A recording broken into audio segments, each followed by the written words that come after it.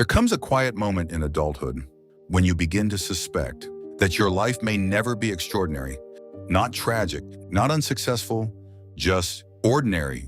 You are not falling behind, you are not failing, but you are also not standing out. And no one really prepares you for how unsettling this realization can feel. Because for years you were gently taught to believe that something about you would one day make you different. For many people, the idea of being extraordinary does not begin as arrogance. It begins as encouragement. In childhood, we are often surrounded by small reassurances. Teachers tell us we have potential. Family members remind us that we are capable of great things. Stories we grow up with celebrate individuals who rise above the ordinary. Somewhere along the way, these messages begin to form a quiet expectation that life will eventually reveal what makes us different, that there is something waiting to be discovered, a talent, a calling, a moment of recognition, even when we do not consciously think about it. This belief sits in the background. It shapes how we imagine the future. We picture ourselves doing work that feels meaningful, standing out in ways that confirm we were right to believe in our own possibility. This does not always come from ambition alone. Sometimes it comes from the simple desire to feel that our time and effort will lead somewhere significant, that the years we spend trying, learning, struggling will eventually set us apart in some visible way. And for a long time, this expectation can feel natural because early life often provides moments that reinforce it. Good grades, recognition in small circles, achievements that feel larger than they actually are. These experiences quietly strengthen the sense that we are on a path towards something exceptional. Not because we demand greatness from life, but because we have been gently taught to expect it. And without realizing it, you begin to build a future around a promise that was never guaranteed. At some point, life begins to introduce a different kind of perspective, not all at once, but through small encounters that quietly reshape how we see ourselves. You meet people who are more talented than you in ways that are difficult to ignore.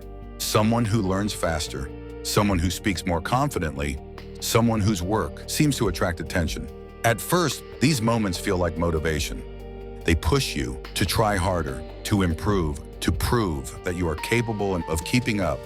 But over time, the comparisons become more frequent. The circles you move in become wider, the standards grow higher, and the realization begins to take shape. There are many people who are just as determined, just as intelligent, just as willing to work. The world is not waiting for you alone. It is full of individuals carrying their own ambitions and abilities. Slowly, the idea that you might naturally stand out begins to feel less certain. Not because you have failed, but because you begin to see how vast the field really is. Adulthood has a way of revealing scale. The classrooms where you once felt exceptional become workplaces where everyone is capable. The praise that once felt defining becomes one of many voices in a larger crowd. And without any dramatic moment of defeat, a quieter understanding begins to form. You may not be as unique as you once believed. And in this widening comparison, a small private question appears. What if I am not meant to stand out at all?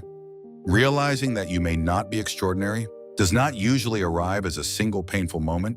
It often unfolds gradually through situations where you expected to feel different, but did not.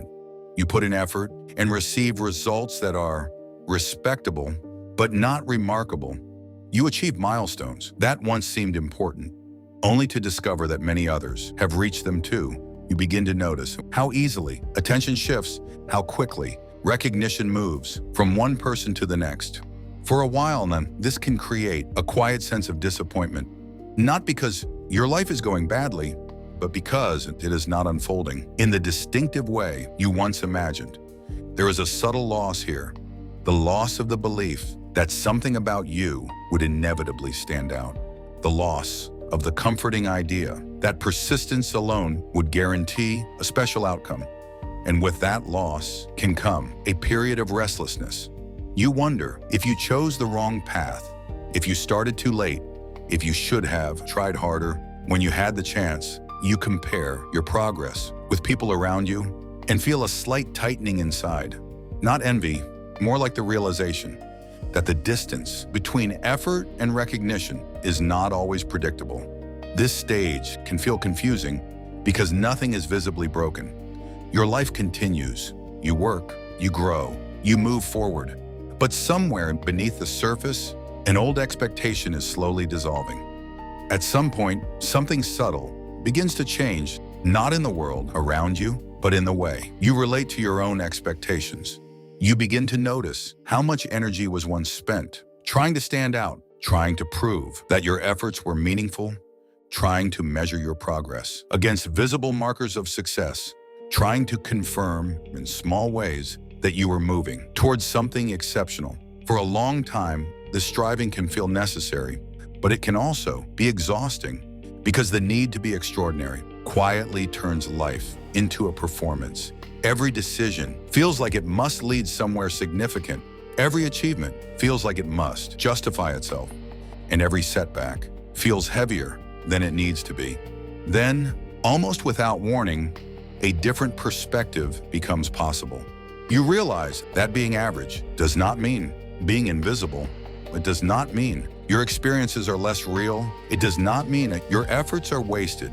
It simply means you are part of the vast middle, where most human lives actually unfold. And within that realization, there can be an unexpected kind of freedom.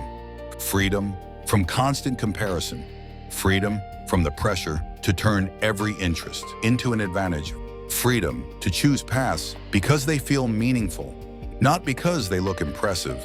For the first time, life can begin to feel less like something you must prove and more like something you are allowed to live.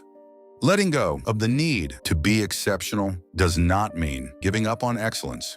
It does not mean lowering your standards or abandoning the desire to grow. Striving, improving, and doing meaningful work remain important parts of a fulfilling life. But there is a difference between pursuing excellence and needing to be extraordinary in order to feel worthy. Much of the world we live in today was imagined by a few remarkable individuals.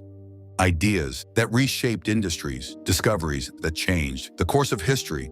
Yet the reality we experience every day is not sustained by extraordinary moments alone.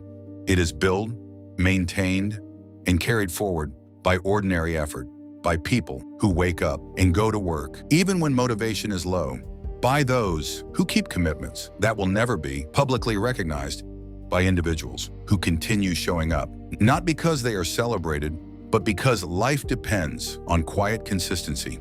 These lives are often described as average. But when you look closely, the label begins to feel misleading, because what appears ordinary from a distance is often the result of resilience, discipline, and responsibility.